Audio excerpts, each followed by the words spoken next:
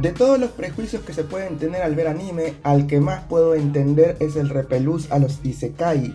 Y ahora con más razón porque salen en masa debido al éxito de títulos de anteriores temporadas, así que en lugar de recordarles que el isekai es basura, simplemente enumerando las razones por las cuales ya nadie da un solo centavo por el concepto, pensé en dejar ese facilismo y darle una vuelta apoyándome en esas mismas razones para sacar ciertos aspectos generales que pueden ser mejor aprovechados y plantearles la siguiente pregunta: ¿los isekais tienen algún potencial?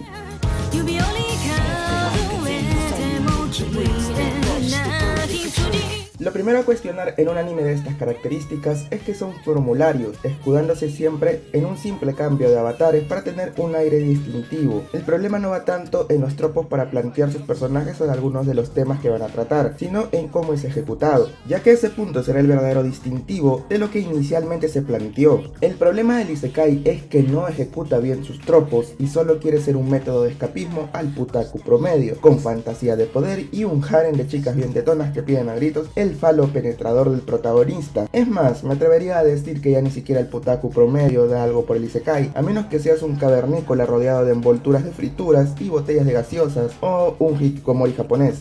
Adicionalmente podemos sumarle una pregunta lógica, la cual asumo que muchos se han hecho. ¿Para qué hacer un isekai si tranquilamente puedo hacer el anime sin necesidad de que mi protagonista sea transportado a otro mundo? La ventaja que tiene el isekai es darle un enfoque distinto al personaje. Me explico, si tienes un mundo medieval con un guerrero nativo, es normal que sepa por dónde moverse y cómo actuar ante las circunstancias. Si pones a alguien ajeno a ese mundo, tienes como brindar un diálogo interno, un proceso de adaptación e información del mundo que planteas de forma orgánica.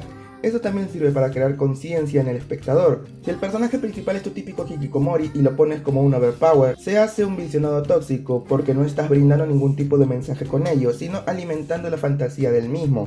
En cambio, colocamos a un hikikomori totalmente desorientado, sufriendo las dificultades naturales del mundo al que ha llegado, y le damos un proceso de aprendizaje, el mensaje será distinto. Poniendo esto en otro contexto, imagínate que alguien del futuro es transportado a nuestro mundo actual. Casi todo lo que ve será prácticamente obsoleto a comparación de su conocimiento. Necesitará un proceso de adaptación porque son épocas distintas y no deberían funcionar de la misma manera. O se podría usar ese factor para darle sustancia a la obra. De igual manera, imagina que alguien del pasado es traído a nuestra era. ¿De verdad crees que será la persona más hábil y con logros exorbitantes en un periodo corto de tiempo? Es totalmente ilógico que un personaje sea transportado a un mundo ajeno al suyo y se vuelva el más perrón del barrio en tan poco tiempo. En el isekai, el protagonista parece sentirse súper cómodo en el lugar, sabe cómo actuar, a dónde ir, qué decir, y hasta ese mundo se convierte en mejor opción de residencia que su mundo original. Lo último mencionado es también debido al siguiente punto: construcción de mundo. El isekai tiene mucho para aprovechar en ese aspecto porque, como dije, puede usar al protagonista como un nexo entre el espectador y el mundo que rodea la serie, una herramienta para descubrir las razas, religiones, sistemas políticos, costumbres de lugareños, etc. Pero si te lo pones a pensar, el mundo del isekai promedio es básicamente nuestro mundo tal cual, pero con otra estética. El sistema político se siente soso y simplista, y la religión se usa en muchos casos solo para satanizar las acciones del protagonista, concluyendo con un conflicto artificial. Y esto en el caso de que se hayan dignado a darles una figura teológica a los habitantes de ese lugar, mientras que las razas son siempre las mismas y no es que realmente les afecte mucho su condición.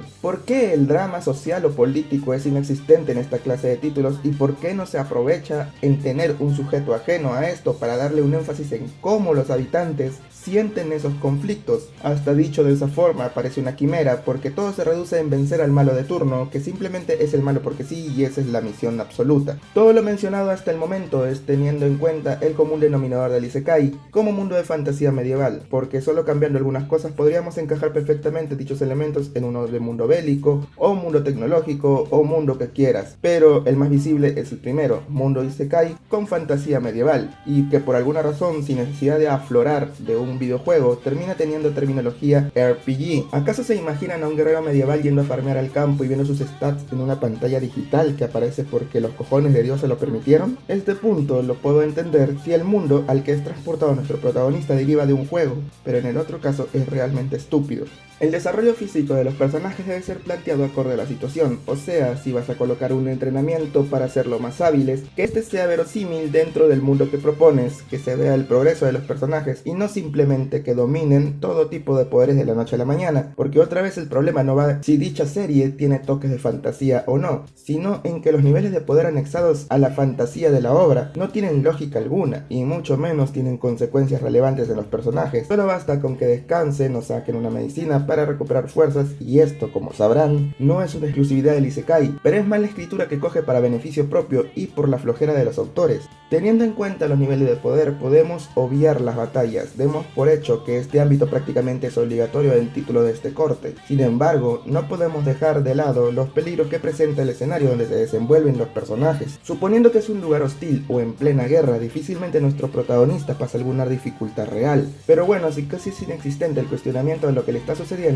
mucho menos se le hará un conflicto real. Pero suponiendo que se logró el objetivo y el protagonista fue transportado mas no murió para llegar a ese mundo, el Isekai tiene la posibilidad de darle al protagonista la responsabilidad de asumir su condición y regresarlo a su mundo real, para que éste denote todo el desarrollo que pudo tener a lo largo de la obra, y es un punto que casi nunca he visto aprovechado. El mensaje que puedes brindar con un Isekai es, de alguna u otra manera, interesante, pero no de la forma en que se plantea en los últimos años, donde prácticamente el protagonista es un avatar para que el espectador pueda autoinsertarse. Si bien su nacimiento tuvo mucho de esto, el mensaje en esas épocas no era tan dañino como ahora, y en los mejores casos terminaba siendo un espectáculo de entretenimiento honesto con aventuras random o simplemente inofensivo. Sin embargo, ahora se opta por la simple fantasía de hacer que el perdedor de turno se sienta superado gracias a una fantasía que jamás le ocurrirá. Tengamos en cuenta que es muy distinto tener un personaje con el que te puedas identificar a uno en el que te puedas autoinsertar. El primero tiene cualidades y matices explorables, el segundo es un cascarón para lo mencionado durante este punto. Debido a la particularidad de este género, tienes la opción de brindar un contraste de ambos mundos. ¿Qué tan mala era la vida del protagonista antes de llegar a este nuevo mundo? ¿Cómo es que ha cambiado su vida desde que está aquí? ¿Qué cosas aprenderá de este nuevo mundo que no pudo darse cuenta en el suyo? Etcétera. De igual manera puedes aprovechar otros escenarios para brindar distintos mensajes relacionados a esto. Si estás en un mundo bélico, puedes mostrar los horrores de la guerra, sin llegar a ser edgy, claro está, sino en cómo afecta esto a nuestro protagonista y qué reacción le causa el hecho de estar ahí viniendo de un mundo donde había paz. Si bien hay títulos que lo intentan, no llegan a ser tan redondos o al menos decentes. Por otra parte, si tienes un mundo tecnológico, puedes mostrar cómo es que se automatizó la vida en esta época o la dependencia de la tecnología, qué cambios tan grandes hay con la actualidad y hasta coger hechos de esta era para plasmarlos con mayor énfasis en ese mundo. Y de igual forma, cómo es que presencia esto nuestra protagonista y cómo es que le cambia la visión de su propio mundo. Esto tiene que tener un balance, obviamente. Un personaje de exploración temática bien logrado tiene que ser un personaje con el que puedes viajar al lado y no como él. Siempre se debería tener presente el hecho de cuestionarse lo que sucede, es lo que cualquier persona normal haría. Imagina que un día te transportan a un mundo ajeno al tuyo, te asustarías de cojones y no sabrías qué hacer. Ya que estamos con el protagonista, este normalmente es un perdedor.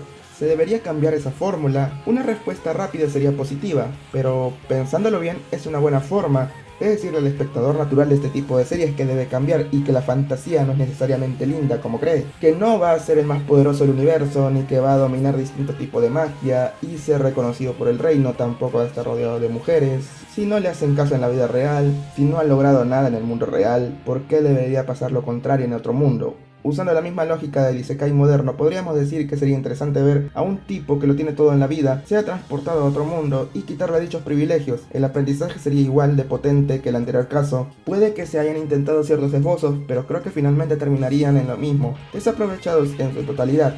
Para concluir, el Isekai como género no es malo per se, como lo dije en su momento con el Slice of Life. Lo malo es la ejecución que se le ha dado a lo largo de los años, simplemente siendo escapismo en su estado más puro, con fantasía de poder y un harem para terminar el arreglo. El punto de este debería ser todo lo contrario, dar un mensaje antiescapista, una enriquecedora construcción del mundo y hasta conflictos internos con los que te puedas identificar. Tiene las herramientas, solo que no las aprovecha.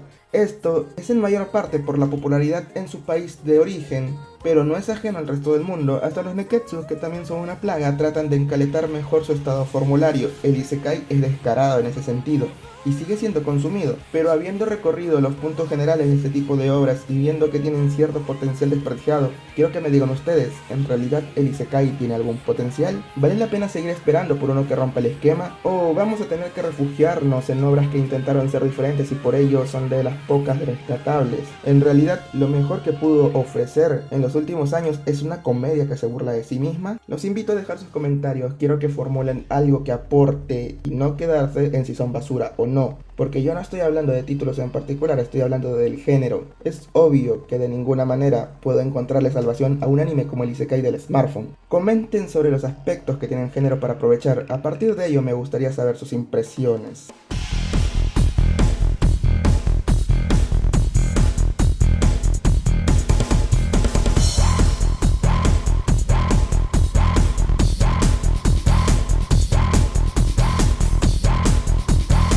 Mejor Isekai de la vida, Digimon Tamers, y fue escrito por el dios Konaka, motherfucker.